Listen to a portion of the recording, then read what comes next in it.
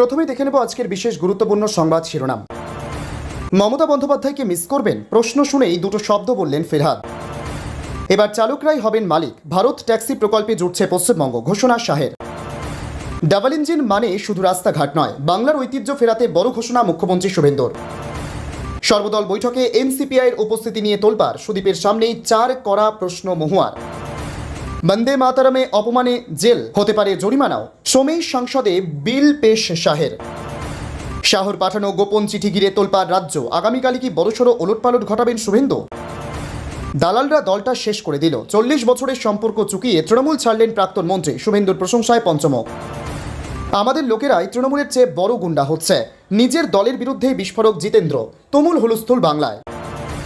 আইনি আবর্তে এবার মুর্শিদাবাদের হেভিওয়েট বিধায়ক, দ্বিতীয় নোটিশের পর শক্তিপুর থানায় পৌঁছলেন হুমায়ুন কবির। ব্রেকিং নিউজ, 21 জুলাইয়ের আগে মহাবিস্ফোরণ, দিল্লির রাজঘাট থেকে মমতার শহীদ ফাইল ফাঁসের হুমকি কাকলির, কাঠগড়ায় প্রাক্তন স্বরাষ্ট্র সচিব। জরুরি শুনানিতে বিরাট নির্দেশ, অভিষেকের পার্টি অফিস ভাঙা বন্ধ, রাজ্যের কাছে তথ্য তলব হাইকোর্টের। ডিএ চর্চার মাঝেই এক ধাক্কায় 5,000 টাকা বাড়ল ভাতা, কপাল খুলল রাজ্যের 36,000-এর। জোরকদমে প্রস্তুতি আরবিআইয়ের, প্লাস্টিক নোট তৈরির লক্ষ্যে জারি গ্লোবাল টেন্ডার। যারা বঞ্চিত আছেন তারা সকলেই অন্নপূর্ণা যোজনা নিয়ে মহিলাদের বড় সুখবর দিলেন খাদ্যমন্ত্রী। বিতর্কের মাঝে পড়ুয়াদের মিড ডে মিল নিয়ে এলো ভালো খবর, জারি সরকারি নির্দেশিকা। অস্বীকৃত এনসিপিআইকে সর্বদলীয় বৈঠকে আমন্ত্রণের প্রতিবাদে বিরোধীদের প্রতীকী ওয়াকআউট। প্রিয় দর্শক, এবার আসছি বিস্তারিত খবরে। তার আগে ভিডিওটিতে একটি লাইক দিয়ে চ্যানেলটিকে সাবস্ক্রাইব করুন, যাতে পরবর্তী গুরুত্বপূর্ণ খবর পোস্ট করার সাথে সাথে আপনার কাছে পৌঁছে যায়। তিনি মমতা বন্দ্যোপাধ্যায়ের দীর্ঘদিনের রাজনৈতিক সঙ্গী। প্রতি বছর 21শে জুলাই তৃণমূলের শহীদ দিবসের মঞ্চে মমতার আশেপাশে দেখা যেত, কারণ এবার আর দুজনকে 21শে জুলাইয়ের এক মঞ্চে দেখা যাবে না। মমতা বুক থাকবেন বিড়লা তারামণ্ডলের মঞ্চে, আর তিনি থাকবেন গান্ধী মূর্তির সামনে মঞ্চে। মমতাকে কি 21শে জুলাইয়ের মঞ্চে মিস করবেন? রবিবার গান্ধী মূর্তির সামনে মঞ্চ পরিদর্শনে এসে এই প্রশ্নের মুখে পড়লেন ফিরহাদ হাকিম। সরাসরি অবশ্য উত্তর দিলেন না কলকাতা বন্দরের বিধায়ক ফিরহাদ, শুধু দুটি শব্দ বললেন। কি বললেন ফিরহাদ হাকিম? ঋতব্রত শিবিরের চেয়ারম্যান অরূপ রায়ের সঙ্গে এদিন 21শে জুলাইয়ের প্রস্তুতি খতিয়ে দেখতে গান্ধী মূর্তির সামনে এসেছিলেন ফিরহাদ। সেখানেই সাংবাদিকদের সঙ্গে কথা বলার সময় 1993 সালের 21 জুলাইয়ের কথা তুলে ধরেন তিনি। ওই দিন যুব কংগ্রেসের 13 জন শহীদ হয়েছিলেন। যদিও শহীদ হতে পারতেন জানিয়ে ফিরহাদ বলেন, আর একটু এগিয়ে গেলে স্পোর্টস জার্নালিস্ট অ্যাসোসিয়েশন রয়েছে, ওখানে আমিও হয়তো গুলি খেতে পারতাম। কেউ একজন ধাক্কা দিয়ে ভেতরে ঢুকিয়ে দেয়, আমার সামনে দুজন পড়ে যান। আমাদের মিছিলটা মদনদার নেতৃত্বে এসেছিল। তাদের 21শে জুলাইয়ের মঞ্চে শহীদদের পরিবারগুলি থাকবে কিনা এই প্রশ্নের উত্তরে ফিরহাদ বলেন, আমরা আমন্ত্রণ জানিয়েছি, আশা করি সবাই আসবেন। সেদিন আমরা যারা শহীদ হতে পারতাম তাদের বেশিরভাগ মানুষই ওই দিন ওইখানে থাকবে। যতদিন বেঁচে থাকবো 21শে জুলাই শহীদ তর্পণ করে যাব। 21শে জুলাই শহীদ পরিবাররা থাকবে, যারা শহীদদের পাশে দাঁড়িয়ে লড়াই করেছে তারা থাকবে। 21শে জুলাইয়ের সঙ্গে ওতপ্রোতভাবে জড়িয়ে মমতার নাম, কিন্তু এবার তার সঙ্গে এক মঞ্চে দেখা যাবে না ফিরহাদকে। কলকাতা বন্দরের বিধায়ককে প্রশ্ন করা হয়, মমতা বন্দ্যোপাধ্যায়কে মিস করবেন এবার? প্রশ্ন শুনেই শুধু দুটো শব্দ বলেন, মিটিংয়ে বলবো। তারপরেই মুখ ঘুরিয়ে চলে যান ফিরহাদ। অন্যদিকে অরূপ রায় বলেন, আমাদের 21শে জুলাইয়ের মঞ্চে সব শহীদ পরিবার আসবে। শহীদ পরিবারের লোকজনদের সামনের সারিতে বসানো হবে, তারপর নেতৃত্ব বসবে। আমরা কতটা বিজেপি বিরোধী সেটা বক্তব্যের মাধ্যমে এবং কাজের মাধ্যমে বুঝিয়ে দেব। মমতার ছবি তাদের মঞ্চে থাকবে কিনা সেই প্রশ্নের উত্তরে অরূপ বলেন, মহাত্মা গান্ধীর ছবি রয়েছে, রবীন্দ্রনাথ ঠাকুরের ছবি রয়েছে, নজরুল ইসলাম এবং বাবা সাহেব আম্বেদকরের ছবি রয়েছে। এই 4 জনের ছবি রেখেছি আমরা। এবার চাল করাই হবেন মালিক, ভারত ট্যাক্সি প্রকল্পে জুটছে পশ্চিমবঙ্গ, ঘোষণা শাহের। ভারত ট্যাক্সি প্রকল্পে জুটছেন পশ্চিমবঙ্গের চালকরা। এই প্রকল্পে এবার চালকরাই মালিক হবেন। ট্যাক্সি চালকদের জন্য বড় ঘোষণা কেন্দ্রীয় স্বরাষ্ট্রমন্ত্রীর। কলকাতায় এক অনুষ্ঠানে এই ঘোষণা করেন তিনি। সেখানেই ড্রাইভাররা এখন থেকে কিভাবে গাড়ির মালিক হতে পারেন সেই উপায়ও বাতলে দেন। নিউটাউনের ওই অনুষ্ঠান থেকে শাহ বলেন, আমরা ট্যাক্সি ড্রাইভারদের জায়গায় সারথির ভাবনা নিয়ে এসেছি। সারথিকেই কোম্পানির মালিক বানিয়ে কোঅপারেটিভ ভারত ট্যাক্সি চালু হয়েছে। বাংলায় যে ট্যাক্সি চলে তার সঙ্গে ভারত ট্যাক্সি জুড়ে যাচ্ছে। আজ এর মৌ স্বাক্ষর হয়েছে বাংলার সরকারের সঙ্গে। কোনো সারথিকে আর ড্রাইভার হতে হবে না। তিনি যেমন গাড়ির মালিক হবেন, তেমনি ভারত ট্যাক্সি কোম্পানিরও মালিক হবেন। একই সঙ্গে এদিন সমবায় সংক্রান্ত পরিষেবা সহজভাবে প্রদানের জন্য নতুন পোর্টালের সূচনা হলো অমিত শাহের মাধ্যমে। একই সঙ্গে বিজেপির নতুন সরকার যেভাবে কাজ করছে তারও উচ্ছ্বাসিত প্রশংসা করেন অমিত শাহ। তার সাফ কথা, দুর্নীতি ও অপরাধীদের তৃণমূল সরকারকে বিদায় দিয়েছে বঙ্গবাসী। এবার বিজেপি সোনার বাংলার স্বপ্ন পূরণ করবে। আগামীতে শিক্ষিত, সুরক্ষিত, সমৃদ্ধ বাংলা গড়বে বিজেপি। অনুপ্রবেশ মুক্ত বাংলা গড়তে, আইন শৃঙ্খলা ঠিক রাখতে অনেক পদক্ষেপ এই সরকার দ্রুত নিচ্ছে। শুভেন্দুজির গতি আমি দেখছি, বাংলায় উঠে দাঁড়াতে আর সময় লাগবে না। ডাবল ইঞ্জিন মানে শুধু রাস্তাঘাট নয়, বাংলার ঐতিহ্য ফেরাতে বড় ঘোষণা মুখ্যমন্ত্রী শুভেন্দুর। রবিবার শহর কলকাতার ঐতিহ্যের কেন্দ্রবিন্দু জাতীয় গ্রন্থাগারে উদ্বোধন হলো দেশের প্রথম মিউজিয়াম অফ ওয়ার্ড বা শব্দ সংগ্রহশালার। এই বিশেষ অনুষ্ঠানে উপস্থিত ছিলেন কেন্দ্রীয় স্বরাষ্ট্রমন্ত্রী অমিত শাহ। রাজ্যের মুখ্যমন্ত্রী শুভেন্দু অধিকারী এই মঞ্চ থেকেই বাংলার সংস্কৃতি, ভাষা ও ঐতিহ্য রক্ষার ক্ষেত্রে নিজের সরকারের ভবিষ্যৎ রূপরেখা তুলে ধরেন। পূর্বতন সরকারের বিরুদ্ধে তো অনুষ্ঠানে মুখ্যমন্ত্রী সরাসরি পূর্বতন সরকারের বিরুদ্ধে উদাসীনতার অভিযোগ তোলেন।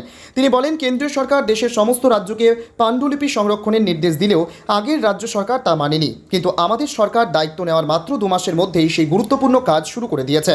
গ্রন্থাগারের আধুনিকীকরণ এবং ভাষা সাহিত্য সংরক্ষণের বিষয়ে বর্তমানে সরকার যে কতটা অঙ্গীকারবদ্ধ, এই দিন তার খতিয়ান তুলে ধরেন মুখ্যমন্ত্রী। অমিত শাহের চিঠি ও ভবিষ্যৎ পরিকল্পনা। কেন্দ্রীয় স্বরাষ্ট্রমন্ত্রী অমিত শাহের 3 দিনের বঙ্গ সফরের প্রসঙ্গ টেনে মুখ্যমন্ত্রী জানান, বাংলা ভাষার মর্যাদা বৃদ্ধি এবং একে আন্তর্জাতিক স্তরে নিয়ে যাওয়ার বিষয়ে অমিত শাহ তাকে একটি চিঠি লিখেছেন। তবে এর বিস্তারিত বিষয় নিয়ে তিনি সোমবার বিধানসভায় বিস্তারিত জানাবেন বলে জানান। ঐতিহ্য ও আধুনিকতার মেলবন্ধন। জাতীয় গ্রন্থাগারের এই নতুন উদ্যোগের ভূয়সী প্রশংসা করেন শুভেন্দু অধিকারী। রবীন্দ্রনাথ ঠাকুর, বঙ্কিমচন্দ্র চট্টোপাধ্যায় এবং ঈশ্বরচন্দ্র বিদ্যাসাগরের অবদানের কথা স্মরণ করে তিনি বলেন, বাংলার সমৃদ্ধশালী ওই ইতিহাস কেবল পুঁথিতে সীমাবদ্ধ থাকবে না, তাকে আগামী প্রজন্মের জন্য সংরক্ষণ করাই সরকারের লক্ষ্য। ডাবল ইঞ্জিন সরকারের প্রতিশ্রুতি বক্তব্যের শেষে মুখ্যমন্ত্রী স্পষ্ট বার্তা দেন, উন্নয়ন মানে কেবল রাস্তাঘাট বা পরিকাঠামো নয়, কেন্দ্রের সহযোগিতায় রাজ্য সরকার বাংলার চিরায়ত সম্পদ, পাণ্ডুলিপি এবং ভাষাকে সুসংরক্ষিত রাখতে বদ্ধপরিকর। উন্নয়নের পাশাপাশি সাংস্কৃতিক ঐতিহ্যের এই মেলবন্ধনে ডাবল ইঞ্জিন সরকার যে নতুন দিগন্ত খুলে দিতে চলেছে তা এদিন আবারও স্পষ্ট করলেন মুখ্যমন্ত্রী। অনুষ্ঠানে মুখ্যমন্ত্রী ও কেন্দ্রীয় স্বরাষ্ট্রমন্ত্রী ছাড়াও উপস্থিত ছিলেন রাজ্যের অর্থমন্ত্রী স্বপন দাশগুপ্ত, গ্রন্থাগার মন্ত্রী গৌরীশঙ্কর ঘোষ এবং কেন্দ্রীয় সরকারের উচ্চপদস্থ আধিকারিকরা। সর্বদল বৈঠকে এনসিপিআইয়ের উপস্থিতি নিয়ে তোলপাড়। সুদীপের সামনে 4 কড়া প্রশ্ন মহুয়ার। বাদল অধিবেশন শুরুর আগে রবিবার দিল্লিতে কেন্দ্রের ডাকা সর্বদলীয় বৈঠকে এক নজিরবিহীন নাটকীয় মুহূর্ত তৈরি হলো। এনসিপিআইয়ের উপস্থিতি নিয়ে তীব্র আপত্তি জানিয়ে বৈঠক থেকে প্রতীকে ওয়াকআউট করলেন কেন্দ্রীয় তৃণমূলের সাংসদ মহুয়া মৈত্র সহ দলের অন্যান্য সাংসদরা। এই সিদ্ধান্তের মাধ্যমে মূলত বিদ্রোহী সাংসদদের বৈধতা নিয়ে কেন্দ্রকে সরাসরি চ্যালেঞ্জের মুখে দাঁড় করালেন মহুয়া। এনসিপিআই এর বৈধতা নিয়ে 4 প্রশ্ন মহুয়ার। বৈঠক কক্ষে মহুয়া মৈত্র সরব হন বেশ কিছু গুরুত্বপূর্ণ আইনি ও নৈতিক প্রশ্ন নিয়ে। তার প্রধান অভিযোগগুলি হল সাংবিধানিক সংকট। 91তম সংবিধান সংশোধনী অনুযায়ী বিদ্রোহী গোষ্ঠীকে আলাদা ব্লক হিসেবে স্বীকৃতি দেওয়ার কোনো সুযোগ নেই।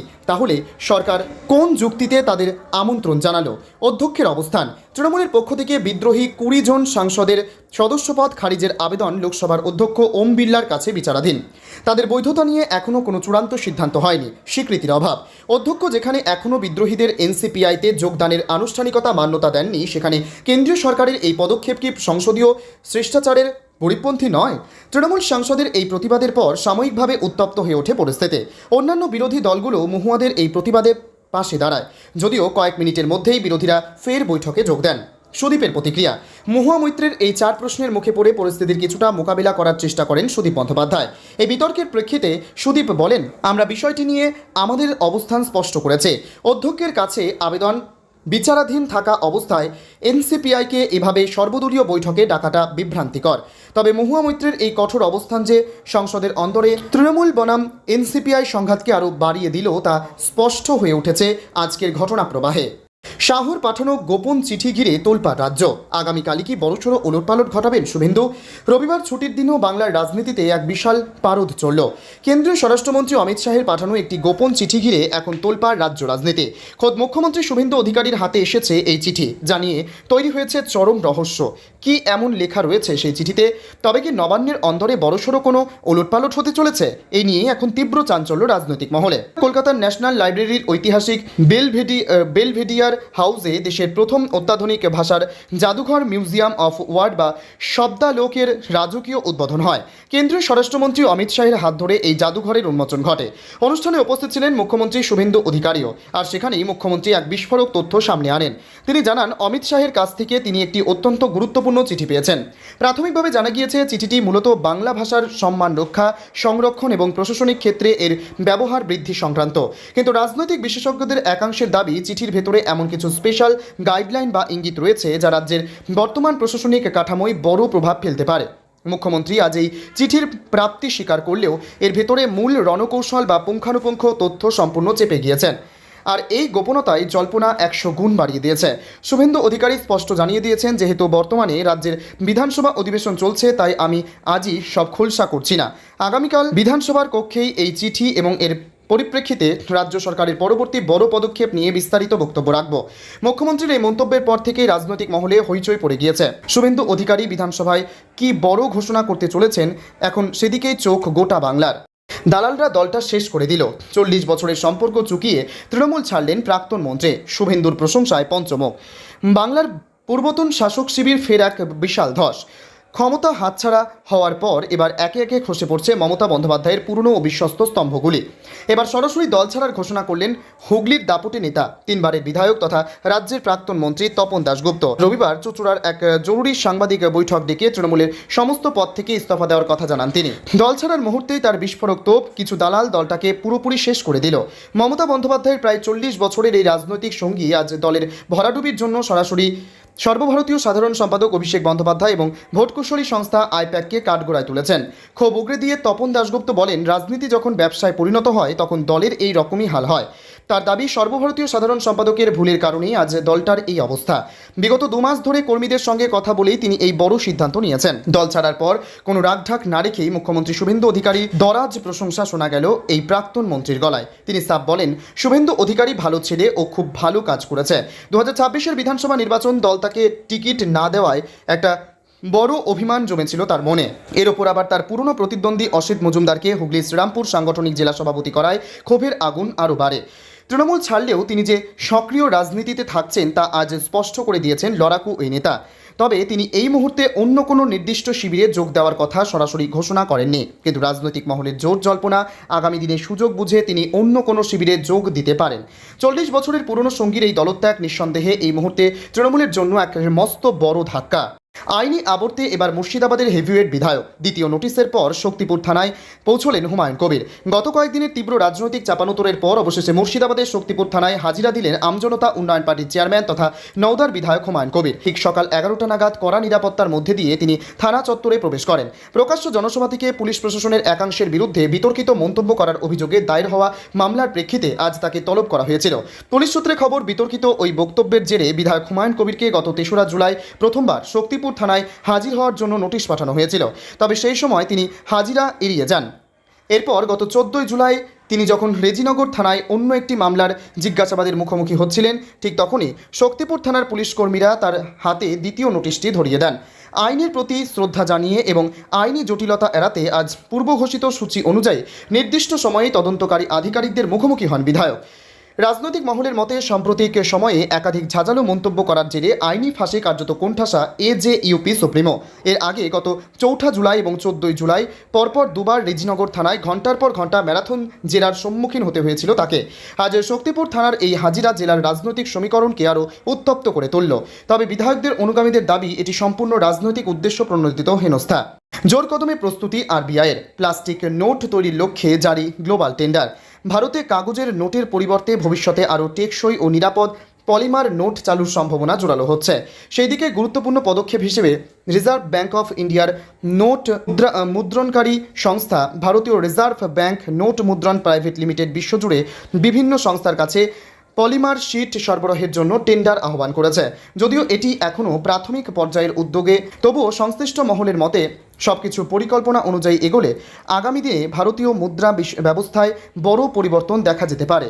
পলিমার নোট কাগজের তুলনায় অনেক বেশি টেকসই, জল ও আর্দ্রতা প্রতিরোধী এবং দীর্ঘদিন ব্যবহারযোগ্য হওয়ায় বিশ্বের একাধিক দেশ ইতিমধ্যেই এই প্রযুক্তি গ্রহণ করেছে।